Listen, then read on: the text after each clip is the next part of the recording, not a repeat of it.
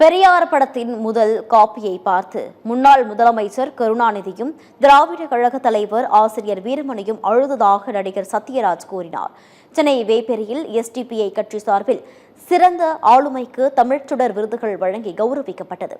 இதில் தந்தை பெரியார் விருது பெற்ற நடிகர் சத்யராஜ், சினிமா மூலம் எங்களுக்கு பெயர், புகழ், காசு கிடைக்கிறது. ஆனால் அதெல்லாம் பெற்றுவிட்டு சமூகத்திற்காக பாடுபடவில்லை என்றால் அந்த புகழை வைத்து என்ன பிரயோஜனம் எனவும் கூறினார். அவர்கிட்ட போய் எப்படி நடிச்சு காட்டுச்சு, ஐயாவுக்கு வயிற்று வலி வரும்போது அவர் எப்படிங்க துடிப்பாரு, எப்படி கஷ்டப்படுவாருங்க அப்படின்னு கேட்குற ஆசிரியர் வீரமணியை அதை அப்படியே நடிச்சு காட்டி அழுதுட்டார். அதை நடிச்சு காட்ட ஆசிரியர் வீரமணி அவர்கள் வந்து அழுதுட்டாங்க. அதை பார்த்து நாங்கள் எல்லாரும் சுற்றி இருக்கிறவங்கெல்லாம் கண் கலங்கி அதுக்கப்புறம் போய் தான் நடித்தோம். ஒவ்வொரு வசனமும் இப்போ நீங்கள் பெரியார் படத்தில் பார்த்துருப்பீங்க.